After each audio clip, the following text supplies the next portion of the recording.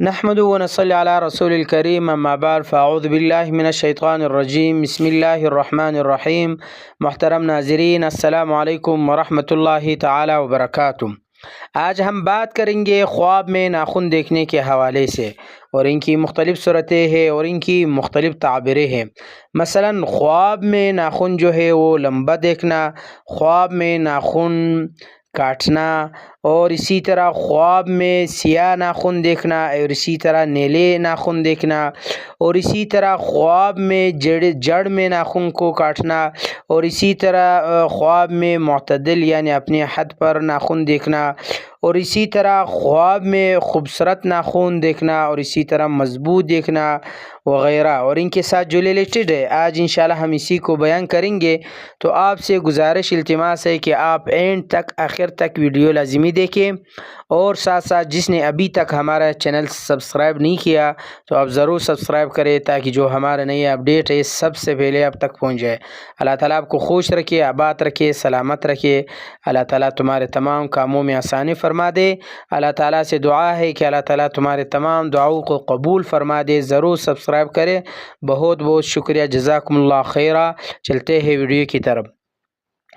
حضرت ابن سیرین رحمۃ اللہ تعالی علیہ نے فرمایا کہ خواب میں ناخن سخاوت قوم اور لوگوں پر دلیل ہے، یعنی سخی لوگوں پر دلیل ہے، اور بعض اہل تعبیرین نے یہ بیان کیا ہے کہ ہتھیار جو ہے یعنی ناخن ہتھیار پر دلیل ہے، اور اسی طرح اگر دیکھیں کہ اس نے ناخن کو مقراظ سے کاٹی ہے، دلیل ہے کہ اس کا دین قوی اور مضبوط ہوگا۔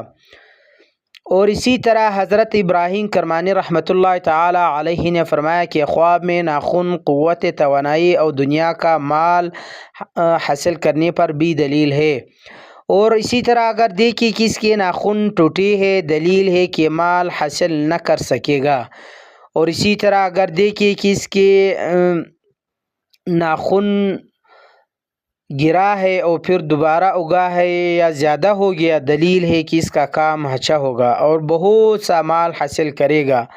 اور اگر دیکھیں کہ اس کے ناخن سیاہ اور نیلے ہوئے ہیں تو مصیبت پر دلیل ہے، اور اگر دیکھیں کہ اس کے ناخن اس کی قدر دراز ہوئے تو ٹوٹنے کا خوف ہے، تو اس کی تعویل بہت بری ہے۔ اور اسی طرح اگر دیکھیں کہ اس کی ناخن جڑ سے کٹی ہے تو متغیر ہو گئے، تو اس کے کاموں میں تھوڑا اچھا ہونے پر دلیل ہے۔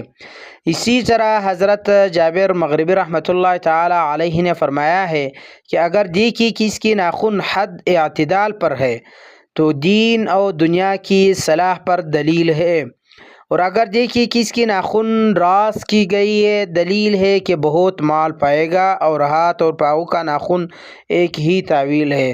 اور بعض اہل تعبیرین نے یہ بیان کیا کہ ہاتھ کے ناخن کی تعویل مال حاصل پر ہے، اور پاؤں کی ناخن تعویل بھی مال پر دلیل ہے۔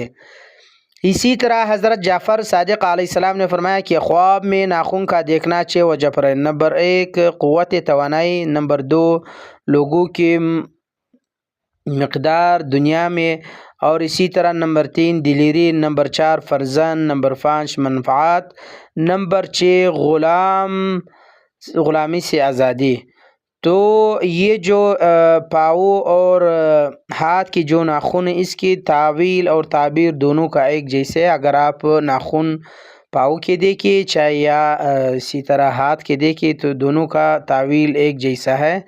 تو آخر پہ آپ سے گزارش ہے کہ اگر آپ نے ابھی تک ہمارا چینل سبسکرائب نہیں کیا تو آپ ضرور سبسکرائب کریں تاکہ جو ہمارا نئی اپڈیٹ ہے سب سے پہلے آپ تک پہنچے۔ اللہ تعالیٰ آپ کو خوش رکھے، آباد رکھے، سلامت رکھے۔ اللہ تعالیٰ تمہارے تمام کاموں میں آسانی فرما دے۔ ضرور سبسکرائب کرے۔ بہت بہت شکریہ، جزاکم اللہ خیرہ۔